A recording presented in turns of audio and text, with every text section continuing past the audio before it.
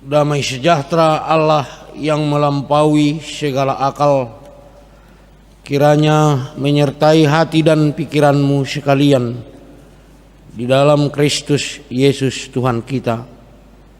Amin. Saudara-saudara yang dikasihi Tuhan yang mengikuti ibadah minggu ini melalui live streaming, nats khotbah untuk kita pada ibadah ini dari kitab Efesus pasal 4 ayat 1 sampai dengan ayat 7. Saya akan bacakan.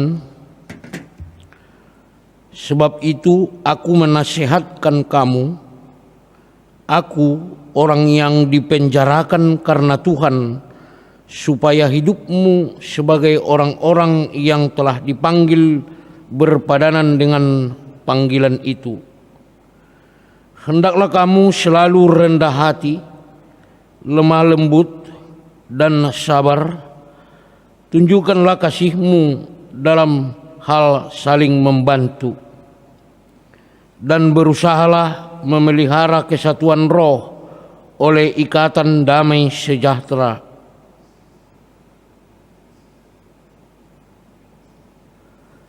Satu tubuh dan satu roh, sebagaimana kamu telah dipanggil kepada satu pengharapan yang terkandung dalam panggilanmu.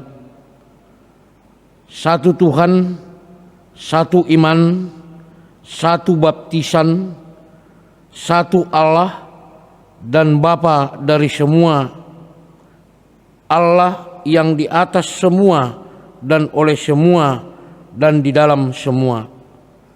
Tetapi kepada kita masing-masing telah dianugerahkan kasih karunia menurut ukuran pemberian Kristus. Demikian firman Tuhan.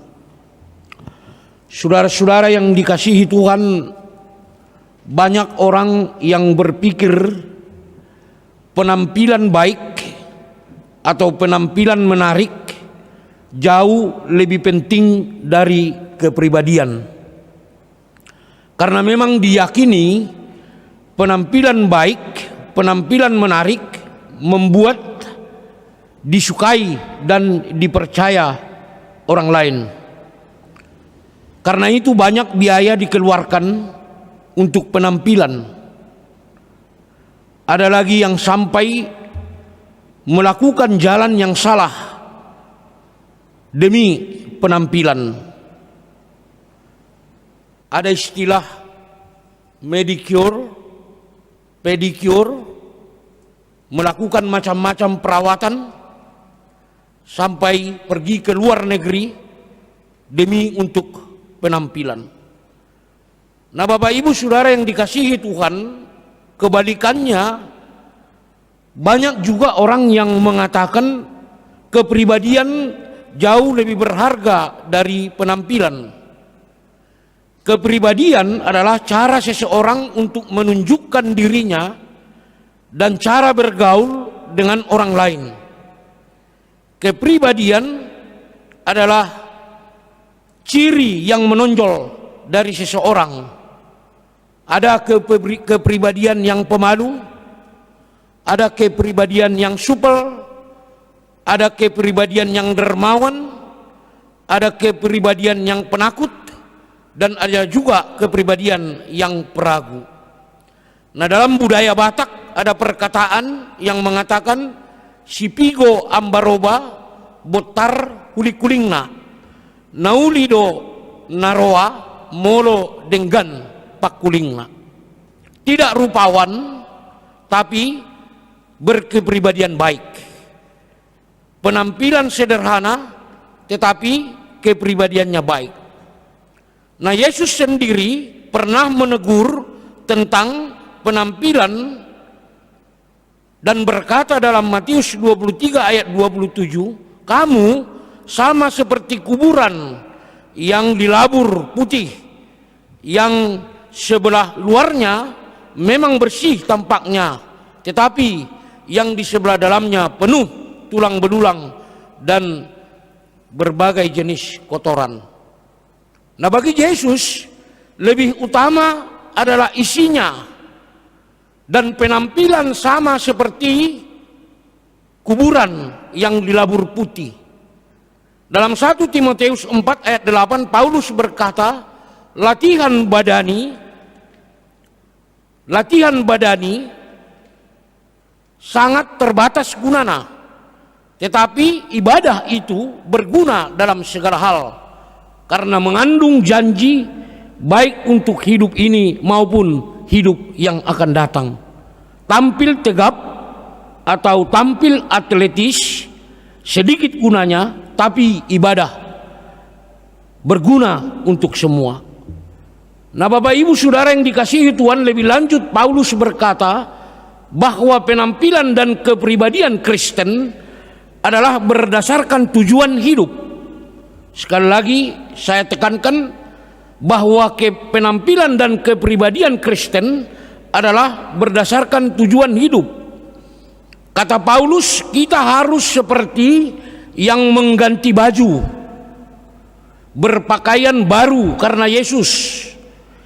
Dalam Roma pasal 13 ayat 14 dikatakan, tetapi kenakan Tuhan Yesus Kristus sebagai perlengkapan senjata terang, dan janganlah merawat tubuhmu untuk memuaskan keinginannya. Tujuan hidup kita mengerjakan panggilan Kristus. Dikatakan dalam Efesus 4 ayat 1 awal dari khotbah ini, sebab itu aku menasihatkan kamu, aku orang yang dipenjarakan karena Tuhan, supaya hidupmu sebagai orang-orang yang telah dipanggil berpadanan dengan panggilan itu. Nah, dengan kata lain, Bapak Ibu Saudara, bahwa penampilan dan kepribadian Kristen sesuai dengan panggilannya, yaitu panggilan Yesus Kristus. Ada 4 yang menjadi prinsip kepribadian dan penampilan orang Kristen dikatakan dalam nats khotbah ini. Yang pertama, selalu rendah hati. Nah, Bapak Ibu Saudara, penampilan kerendahan hati dikatakan dalam bahasa Inggris humility. Allah menentang orang yang congkak, tetapi mengasihani orang yang rendah hati. Dikatakan dalam 1 Petrus 5 ayat 6. Kata rendah hati dan manusia keduanya berasal dari kata Latin humus. Humility dalam bahasa Inggris artinya bumi, tanah. Jadi kerendahan hati memiliki pengertian menempatkan diri membumi ke tanah, memandang diri ke dalam bumi dan tanah, melihat diri kita sebagai manusia dari bumi, menyatukan diri kita dengan bumi dan tanah.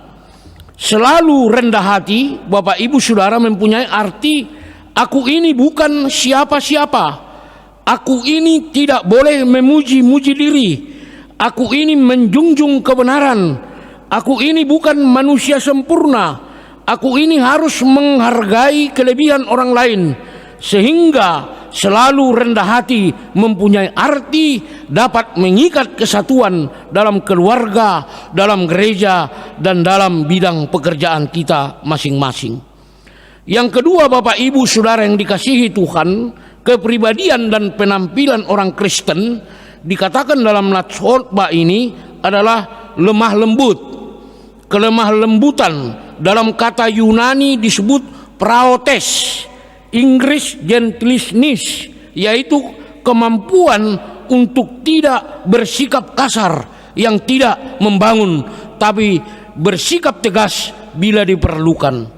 Dalam Amsal 15 ayat 1 dikatakan, jawaban yang lemah lembut meredakan kegeraman, tetapi perkataan pedas membangkitkan amarah. Tidak gampang emosi dan selalu lemah lembut bicara untuk menghindari konflik. Paulus berkata dalam Kolose 4 ayat 6, hendaklah kata-katamu senantiasa penuh kasih Jangan hambar sehingga kamu tahu bagaimana kamu harus memberi jawaban kepada setiap orang. Lemah lembut adalah merupakan kekuatan batin yang membuat diri bisa terkontrol atau merupakan kekuatan untuk mengikat agar jangan pemarah. Lemah lembut artinya tidak membalas kejahatan dengan kejahatan atau pendendam. Laki-laki yang lemah lembut bukan berarti penakut atau lemah. Lemah lembut adalah merupakan salah satu resep keluarga agar tetap menjadi utuh. Nah, yang ketiga, Bapak Ibu Saudara yang dikasihi Tuhan, penampilan dan kepribadian orang Kristen dikatakan dalam nats khotbah ini sabar. Sabar artinya kemampuan untuk menerima penundaan, pergumulan, penderitaan, cobaan tanpa mengeluh atau marah. Sabar karena taat kepada Allah daripada terhadap keinginan dagingnya. Nah, sering dikatakan dalam Alkitab bahwa sabar itu digambarkan sebagai seorang petani yang menunggu hasil panen dengan segala prosesnya mulai menanam sampai kepada panen. Nah, Bapak Ibu Saudara yang dikasihi Tuhan, saya pikir kita sudah biasa mendengar ungkapan bersabar. Sabar sangat berguna untuk tetap menjaga hubungan baik. Sabar bisa dilatih dengan cara memandang segala sesuatu positif. Sekali lagi saya katakan, sabar itu bisa dilatih dengan cara memandang segala sesuatu itu positif. Tidak terlalu tinggi mengharapkan sesuatu, karena tidak ada yang sempurna di dunia ini. Bisa saja segala pekerjaan selalu ada yang kurang. Jangan selalu menyalahkan, banyak-banyaklah bersyukur. Itu adalah merupakan resep agar kita menjadi seorang penyabar. Bapak dan Ibu Saudara yang dikasihi Tuhan, yang keempat dikatakan dalam nats khotbah ini bahwa kepribadian dan penampilan orang Kristen saling membantu. Saling membantu, bearing with one another, untuk meringankan beban, untuk meringankan pergumulan, dan untuk meringankan kesulitan orang lain. Saling membantu bisa dilakukan melalui tenaga, bisa dilakukan melalui waktu, perkataan yang baik, maupun melalui bantuan biaya.